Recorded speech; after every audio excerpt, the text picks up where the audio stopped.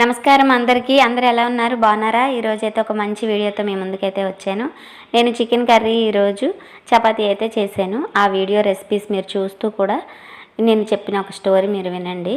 ఒక పేద అమ్మాయి ఐఏఎస్ ఎలా అయిందో ఒక మంచి ఇన్స్పిరేషన్ స్టోరీ అయితే నేను చెప్తాను. చికెన్ కర్రీ చేస్తూ మనం ఆ స్టోరీ అయితే తెలుసుకుందాం. ముందుగా పాన్ పెట్టుకొని స్టవ్ పైన ఆయిల్ వేసి అందులో చికెన్ వేసి బాగా ఫ్రై అయిన తర్వాత పసుపు సాల్ట్ వేసుకొని బాగా వేగనివ్వాలి ఆయిల్లో. ఇక్కడే వీడియో మిస్ అయిందండి. నేను కారం మసాలా అయితే తయారు చేశాను. ఆ మసాలా అందులో వేసే వీడియో క్లిప్ అయితే మిస్ అయింది. పసుపు సాల్ట్ వేసి వేగిన తర్వాత మసాలా కారం వేసి బాగా ఫ్రై అయిన తర్వాత వాటర్ పోసుకొని అలా కాసేపు మగ్గనివ్వాలి. పైన అయితే మూత పెట్టేయాలి కర్రీ పైన. అది అలా మగ్గుతూ ఉంటుంది.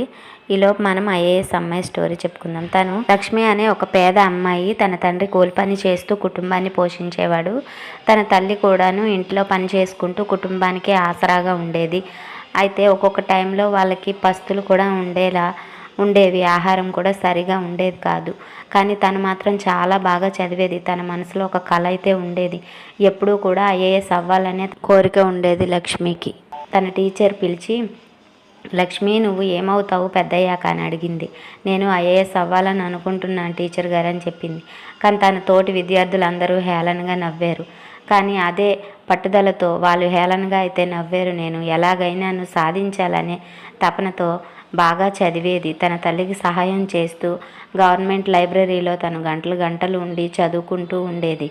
ఒకరోజు తను అనుకున్న కళ తప్పకుండా నెరవేరింది. యూపీఎస్సి ఎగ్జామ్ రాసింది. అందులో అయితే తను ఫస్ట్ సారి రాసినప్పుడు ఫెయిల్ అయింది. కానీ రెండోసారి అంతే పట్టుదలతో ఆ యూపీఎస్సి ఎగ్జామ్ అయితే రాసింది. తను అందులో విజయం సాధించింది. ఐఏఎస్ ఆఫీసర్ అయింది.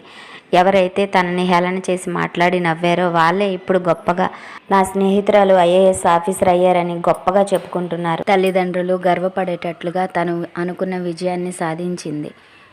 కృషి పట్టుదల ఉంటే పేదరికము అడ్డు కాదని చెప్పడానికే తను ఎంతగానో కష్టపడి సాధించింది. లక్ష్మిలాగే చాలామంది ఎన్నో కలలు కంటూ ఉంటారు. కానీ అవి సాధించుకోలేక మధ్యలోనే ఆగిపోతారు. ప్రతి అమ్మాయి పెళ్లికి ముందు తల్లిదండ్రుల సపోర్ట్తో ఏదైనా సాధించగలదు. కానీ పెళ్ళి అయిన తర్వాత చెయ్యాలి సాధించగలమా అనే మాటలు అవన్నీ ఉత్తమాటలు. అవునంటారా కాదంటారా? ఈ వీడియో కనుక మీకు నచ్చినట్లయితే లైక్ చేసి సబ్స్క్రైబ్ చేసి సపోర్ట్ చేయండి ఫ్రెండ్స్. Thanks for watching.